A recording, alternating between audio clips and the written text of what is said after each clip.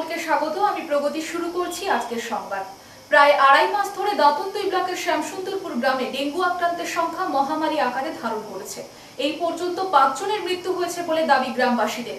আশঙ্কাজনক অবস্থায় রয়েছেন ৩ জন, অসুস্থ প্রায় ২৫০ জন। এরপরও স্বাস্থ্য দপ্তর শুধু নামমাত্র চিকিৎসা দিচ্ছে বলে অভিযোগ গ্রামবাসীদের।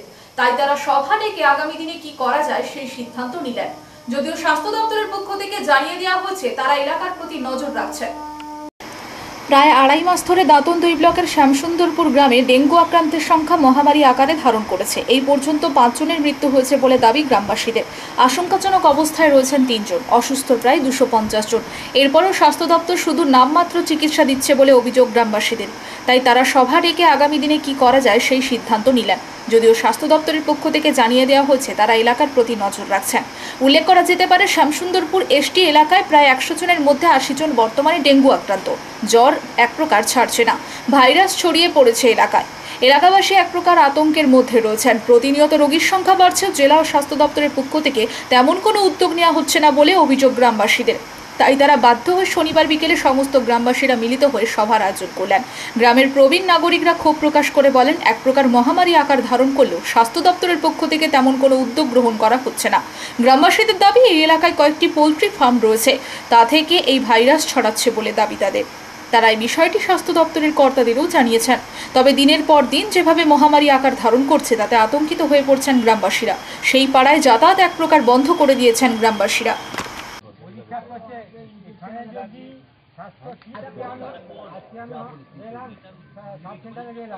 রক্তটা দিলাম, ৩-৪ দিন পরে রিপোর্ট পাচ্ছি। জনগণ এটা চাইছে কি, আমি আজকেই আমার রিপোর্টটা চাই, আমি আজকে আমার রিপোর্টটা চাই। আমি ৪ দিন অপেক্ষা করছি।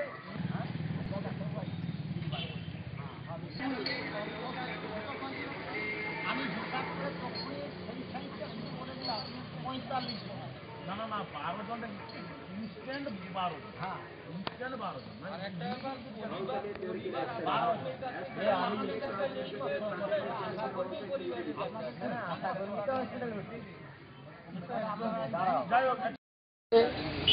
গ্রামের কয়েকজন সুহৃদয় ব্যক্তি গ্রামে যে ভয়াবহ পরিস্থিতি চলছে ডেঙ্গু নিয়ে, এ পর্যন্ত প্রায় ১০০টি পরিবারের মধ্যে ৮০টি পরিবার ডেঙ্গু আক্রান্ত। এ পর্যন্ত ৫ জন মারা গেছেন, ৩ জন মৃত্যুর সঙ্গে পাঞ্জা লড়ছেন এবং প্রতিটি দরিদ্র পরিবারগুলি টেস্ট করাতে গিয়ে বিভিন্ন জায়গায় অনেক অর্থ খরচ করছে। যে পরিস্থিতি ভয়াবহ হয়েছে, আগামী দিনে সেটা আরও বিপজ্জনকভাবে দেখা দেবে। সেই জন্য আমরা আজকে বসছি এ বিষয়ে। স্বাস্থ্য দপ্তরের তরফ থেকে আপনাদের পক্ষ থেকে আমরা দেখতে পাচ্ছি উদাসীন। শুধুমাত্র একজন ডাক্তারকে পাঠিয়ে তার পরিস্থিতির মোকাবিলা করার ব্যবস্থা করা হচ্ছে, কিন্তু তাতে আমাদের মনে হচ্ছে, আমরা গ্রামবাসীরা মনে করছি যে এভাবে ডেঙ্গু মোকাবিলা করা যায় না। তাই স্বাস্থ্য দপ্তরের যে উদাসীনতা, স্বাস্থ্য দপ্তরের যে ব্যবস্থা গ্রহণ করা উচিত, প্রশাসনের পক্ষ থেকে যে ব্যবস্থা গ্রহণ করা উচিত, সেটা কিন্তু হচ্ছে না। যার জন্য আমরা আজকে বসছি কি করা যায়। ইতিমধ্যে আমরা যেটা খবর পেয়েছি, মেদিনীপুর মেডিকেল কলেজ এবং কটক মেডিকেল কলেজ থেকে যারা ভর্তি হয়েছিলেন তাদের যে রিপোর্ট এসছে, সেটা হচ্ছে পাখি থেকে রোগটা বহন করে সেটা কিন্তু গোটাটা ছড়িয়েছে। এই মৌজাতে, আমাদের মৌজাতে সবচেয়ে বেশি ছড়িয়েছে। এ ব্যাপারে আমরা গত কয়েক মাসখানেক আগে একটা আলোচনায় আমরা এখানকার যে আমাদের ব্লক স্বাস্থ্য আধিকারিক আছেন তাকে জানানো হয়েছিল। তিনি কোনো ব্যবস্থা গ্রহণ করেননি, তিনি কোনো রকম কোনো ব্যবস্থা গ্রহণ করেননি। এটা নিয়েও আমাদের উদ্বেগ বেড়েছে। এটা সত্যিকারের পাখি থেকে, যেহেতু মেডিকেল কলেজ থেকে এটা বলেছে যে পাখি থেকে বেরিয়েছে, তা সেটা আগে স্বাস্থ্য দপ্তরের পক্ষ থেকে সেটা পর্যালোচনা করা দরকার ছিল যে সত্যিকারের পাখি থেকে বেরিয়েছে এই রোগটা ছড়িয়েছে না কোথা থেকে ছড়ালো। সে ব্যাপারে কোনো ব্যবস্থা গ্রহণ করছেন না, উদাসীন। শুধুমাত্র একবার প্রশাসনের পক্ষ থেকে বা স্বাস্থ্য দপ্তরের পক্ষ থেকে একবার মাত্র কিছু জায়গায় ওষুধ ছড়িয়ে তারা কিন্তু দায়সারাভাবে চলে গেছেন। গ্রামের মানুষ উদ্বিগ্ন, খুব সমস্যার মধ্যে আছেন। দরিদ্র মানুষরা আরও খুব সমস্যার মধ্যে আছেন। অতএব যাতে প্রশাসন এই ব্যবস্থা গ্রহণ করেন, না হলে কিন্তু আমরা সবাই গ্রামবাসীরা সবাই মিলে প্রশাসনের কাছে দরবার করতে যাব। আমরা এই আলোচনাটা আজকে করলাম। স্থানীয় বিডিওর পক্ষ থেকে সেরকম কোনো কি ব্যবস্থা নেওয়া হয় না, বিডিও সাহেব একবার এসেছিলেন, শুধুমাত্র সচেতন কিভাবে হবে সেটা করে দিয়ে চলে গেলেন, যে আপনারা এই করবেন, মশারি টাঙাবেন, জল জমা রাখবেন না, হ্যাঁ, এইটা বলে দিয়ে তিনি চলে গেছেন। আর কোনো ব্যবস্থা করেননি বা এখানে আসার প্রয়োজন মনে করেননি। এখনো হসপিটালে প্রায় এগরা, বেলরা, মেদিনীপুর, কটক, এছাড়াও অন্যান্য জায়গায় নার্সিংহোম, এগুলো করে প্রায় 70-80 জন হাসপাতালে ভর্তি আছেন। হাসপাতাল থেকে ফিরেছেন প্রায় 2 শতাধিক লোক। তারপরে আরও বেশ কিছু আক্রান্ত হচ্ছেন। আজকে যে সভা করছি, আজকেও 4 জন হাসপাতালে ভর্তি হয়েছে। অতএব মৃত এখানে হয়েছেন 5 জন, আরও 3 জন হয়তো মৃত্যুর সঙ্গে পাঞ্জা লড়ছেন, চলে গেলেও চলে যেতে পারে। এই অবস্থায় আমরা প্রশাসনের কোনো রকম ভূমিকা দেখতে পাচ্ছি না, বা স্বাস্থ্য দপ্তরেরও কোনো ভূমিকা দেখতে পাচ্ছি না। যাতে আমাদের দাবি, আমরা যে জন্য আজকে বসছি, যে এখানে আপাতত যে টেস্টগুলো করানো হচ্ছে সেই ব্যবস্থাটা যাতে আমাদের এখানে উপস্বাস্থ্য কেন্দ্রে করানো যায়। মেডিকেল টিম 5-7 জন ভালো ডাক্তার দিয়ে বিভিন্ন রোগের চিকিৎসার ব্যবস্থা করা যায়, সেটা যেন করা হয়, সেজন্য আমরা দাবি রাখছি। এবং যেটা পাখির দ্বারা এই রোগটা ছড়াচ্ছে, সেটা কিন্তু অবিলম্বে একটা ব্যবস্থা প্রশাসনের পক্ষ থেকে নেওয়া উচিত। এত দুর্গন্ধ হচ্ছে, গ্রামের মানুষ বসবাস করতে পারছে না। মাছি, মশা, গ্রামে কয়টা ব্রয়লার ফার্ম রয়েছে আপাতত? এখানে প্রায় 3টি ব্রয়লার ফার্ম আছে। একটা বড় ব্রয়লার ফার্ম আছে, একটা বড় যেটা ডিম দেওয়া, বাকিগুলো ব্রয়লারের চাষ আছে। চারিদিকে গ্রামের মধ্যে এত দুর্গন্ধ, অনেকে বসবাস করতে পারছেন না। এবারে এই অবস্থা, মাছি প্রচুর, খাবারে মাছি বসছে, মশা সেখান থেকে তৈরি হচ্ছে। এবং যারা যাচ্ছে ওই ফার্মের কাছে চাষবাস করাবার জন্য, তাদের কিন্তু চুলকানি বেরিয়ে বিভিন্ন রকম রোগে আক্রান্ত হয়ে হাসপাতালে ভর্তি হচ্ছে। এটার যাতে নিরসন হয়, না হলে আমরা বৃহত্তর আন্দোলনের দিকে যাব, এইরকম একটা আজকে সিদ্ধান্ত নিয়েছি। আপনার নামটা? আমার নাম কমল সাঁতরা, এইবাসী প্রাক্তন পঞ্চায়েতের মেম্বার। অবশেষে প্রায় 26 ঘন্টা পর জলের স্রোতে তলিয়ে যাওয়া পড়ুয়ার মৃতদেহ উদ্ধার হলো। দীর্ঘ তল্লাশির পর বিকেলে ঝাড়গ্রামের ডুলুং নদীর জলে তলিয়ে যাওয়া কিশোরের মৃতদেহ উদ্ধার হলো। অবশেষে প্রায় 26 ঘন্টা পর জলের স্রোতে তলিয়ে যাওয়া পড়ুয়ার মৃতদেহ উদ্ধার হলো। দীর্ঘ তল্লাশির পর বিকেলে ঝাড়গ্রামের ডুলুং নদীর জলে তলিয়ে যাওয়া কিশোরের মৃতদেহ উদ্ধার। গতকাল দুপুরে ঝাড়গ্রামের জাম্বনি ব্লকের চিল্কিগড় কনক দুর্গা মন্দিরে বেড়াতে এসে ডুলুং নদীর জলে স্নান করতে নামে 8 বন্ধু। তাদের মধ্যেই ঝাড়গ্রামের উত্তর বামদা এলাকার স্কুল পড়ুয়া কুমার মাঝি জলের স্রোতে তলিয়ে যায়। শনিবার সকাল থেকে স্থানীয় বাসিন্দারা ও প্রশাসনের তরফ থেকে স্পিড বোট নামিয়ে তল্লাশি শুরু হয়। শুক্রবার ঝাড়গ্রাম শহর থেকে 8 বন্ধু টোটোতে চেপে ঝাড়গ্রামের জাম্বনি ব্লকের চিল্কিগড়ে কনক দুর্গা মন্দিরে ঘুরতে গিয়েছিল। চিল্কিগড় কনক দুর্গা মন্দিরে ঘুরতে গিয়ে মন্দিরের পাশে থাকা ডুলুং নদীতে 8 বন্ধু স্নান করতে নামে। গত কয়েকদিন ব্যাপক বৃষ্টিপাতের ফলে ডুলুং নদীতে জলের স্রোত থাকায় ওই 8 জন বন্ধু অনেক দূর পর্যন্ত জলের স্রোতে ভেসে যায়। তবে ওই 8 বন্ধুর মধ্যে 7 জন কোনো ক্রমে ডুলুং নদী থেকে উপরে উঠে আসতে পারলেও 16 বছর বয়সী কুমার মাঝি নামে 10ম শ্রেণীর এক পড়ুয়া ডুলুং নদীর জলের স্রোতে তলিয়ে যায়। জানা গেছে তার বাড়ি ঝাড়গ্রাম শহরের উত্তর বামদা এলাকায়। ঝাড়গ্রাম শহরের বাণীতীর্থ হাই স্কুলের 10ম শ্রেণীর পড়ুয়া ছিল কুমার। অবশেষে প্রায় 26 ঘন্টা পর ওই কিশোরের মৃতদেহ উদ্ধার হলো ডুলুং নদীর জল থেকে। এলাকায় ব্যাপক চাঞ্চল্য ছড়িয়েছে।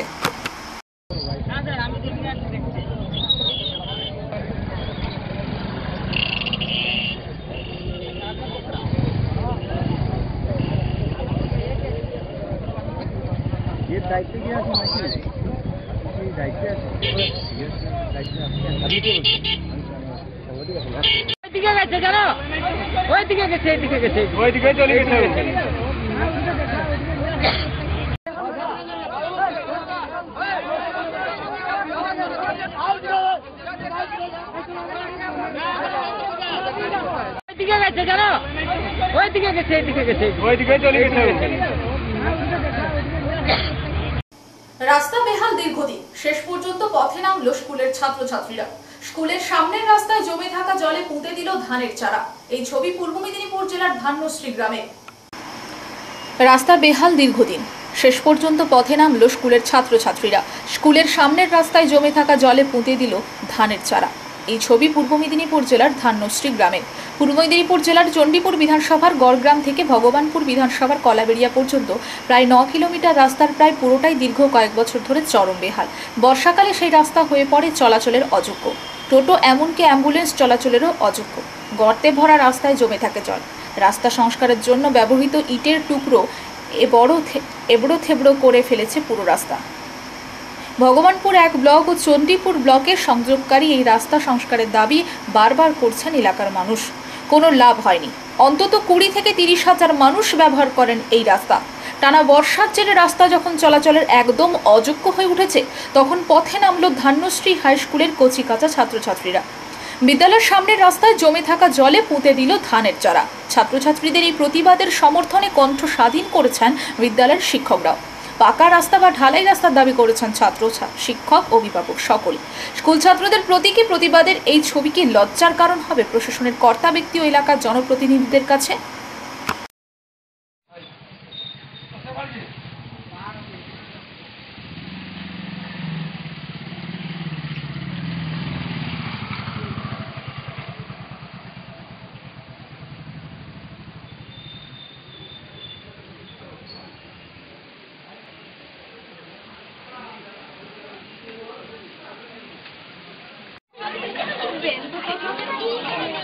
और ठीक बोलते हैं सर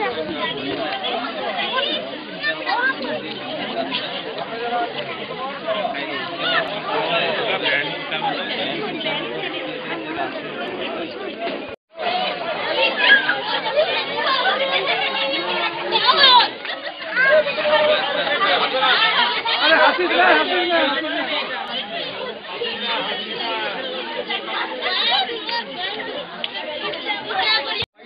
ছবিটা নিয়ে নিক। বৃষ্টিটাও এসে গেল।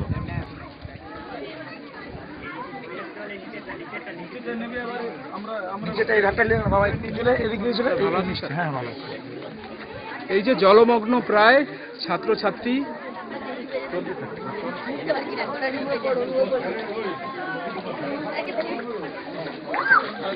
আমাদের টোটো চালক দাদারা যিনারা রয়েছেন খুবই অসুবিধার মধ্যে পড়ে।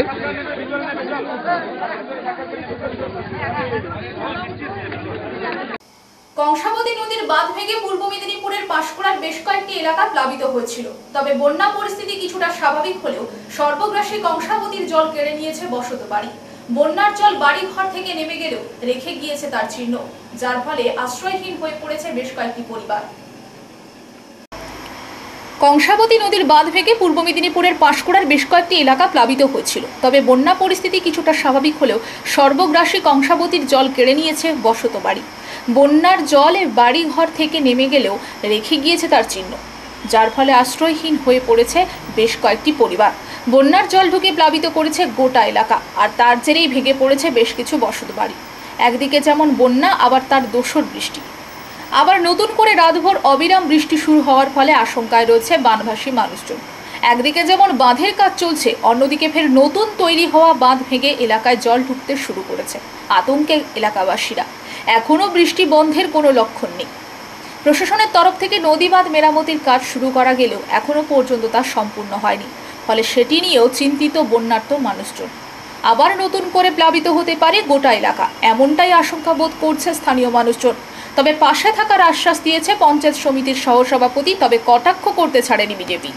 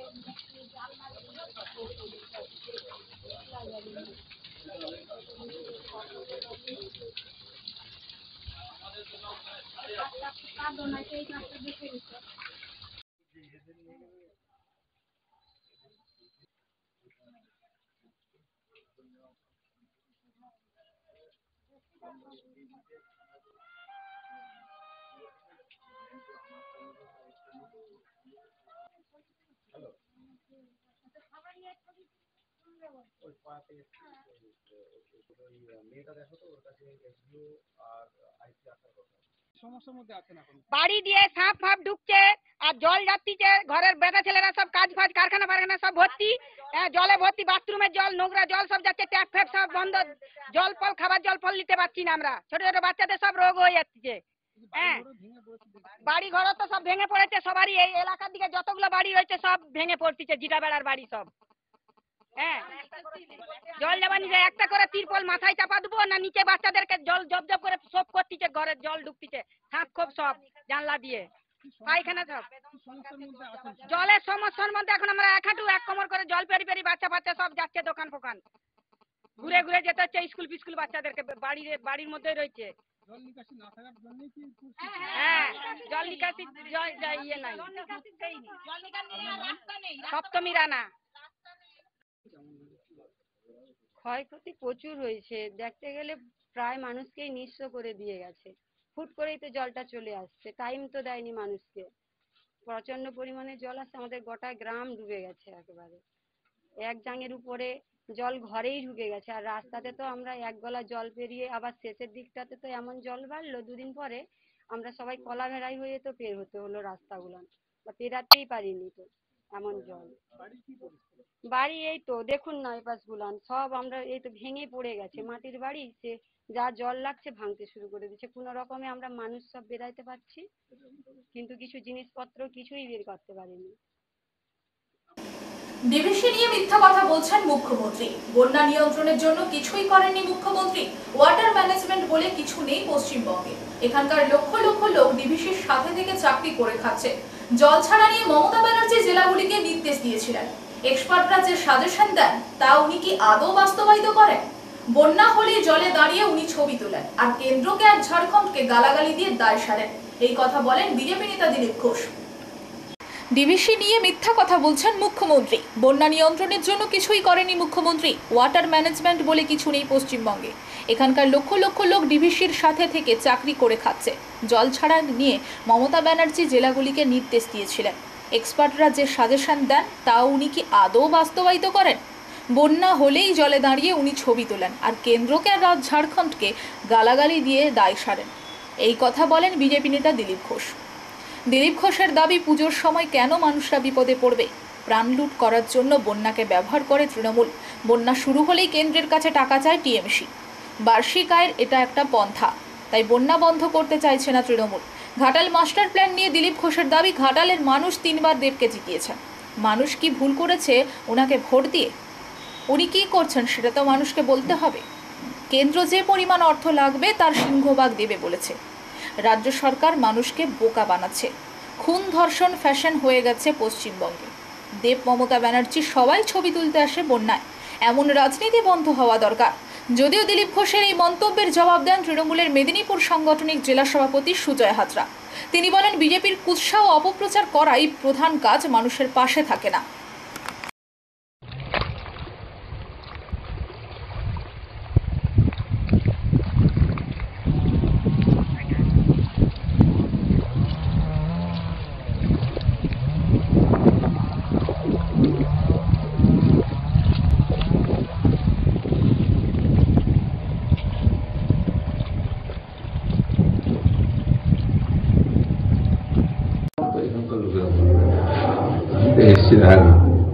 আমাদের সদস্যতা অভিযান নিয়ে পশ্চিমবাংলায় শুরু হচ্ছে, তার প্রস্তুতি বৈঠক কাজে চলছে, আর শারীরিকভাবে সাংগঠনিক বিষয়ে আলোচনা হবে।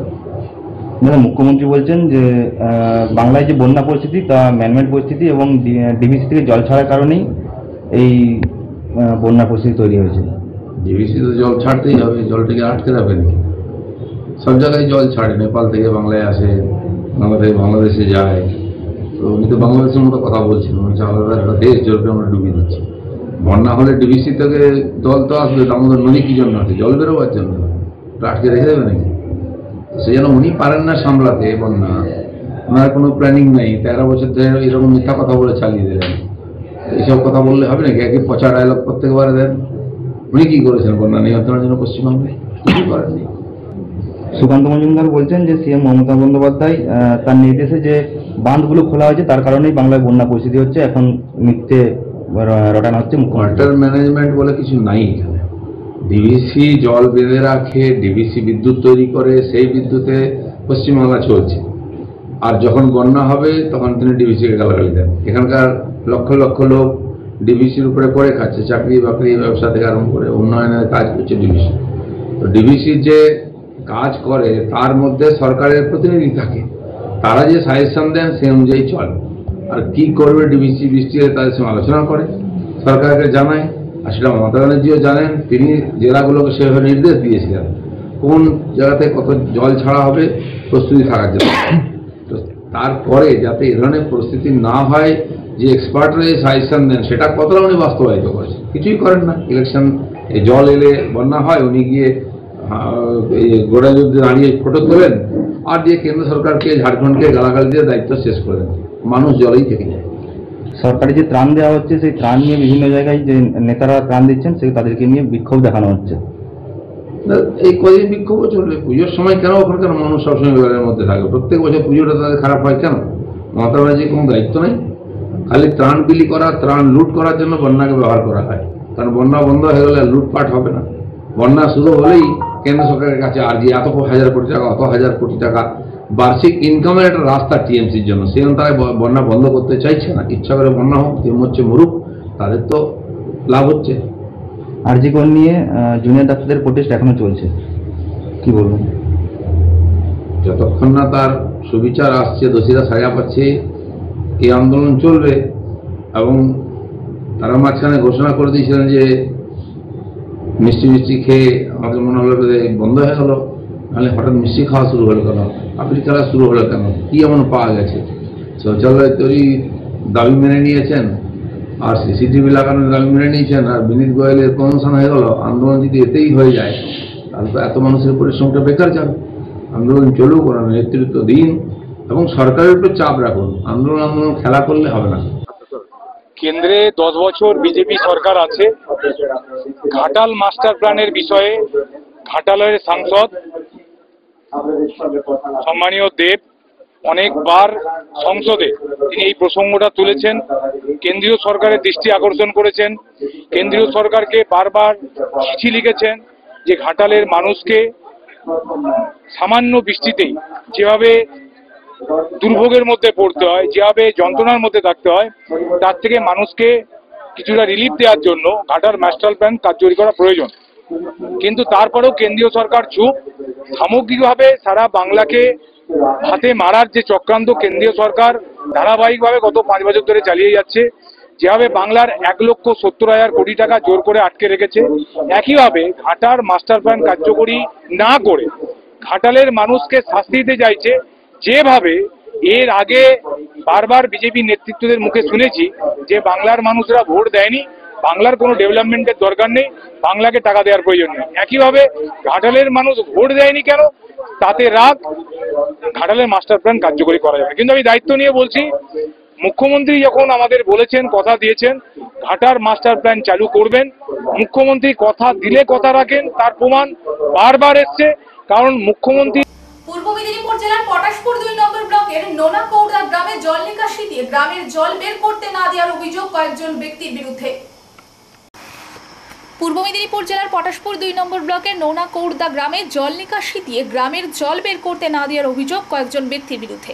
গ্রামবাসীদের অভিযোগ, নোনাকৌড়া গ্রামে দীর্ঘদিনের থাকা জল নিকাশি দখল করে রেখেছে ওই গ্রামেরই কয়েকজন ব্যক্তি, যার ফলে সমস্যায় পড়েছে গ্রামে বসবাসকারী কয়েকশো পরিবার। অতিবৃষ্টিতে জল উঠতে শুরু করেছে বসত বাড়িতে। দীর্ঘদিন ধরে প্রশাসনকে জানিয়েও কোনো লাভ হয়নি। শনিবার গ্রামবাসীরা একজোট হয়ে বিক্ষোভ দেখাতে শুরু করে। খবর পেয়ে ঘটনাস্থলে আসে পটাশপুর থানার পুলিশ। গ্রামবাসীরা পুলিশের গাড়ির সামনে বসে বিক্ষোভ দেখাতে শুরু করে। দীর্ঘক্ষণ বিক্ষোভ চলার পর পুলিশ উভয় পক্ষকে নিয়ে আলোচনায় বসার আশ্বাস দিলে বিক্ষোভ ওঠে।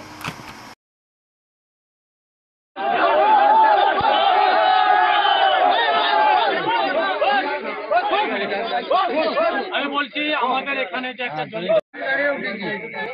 এক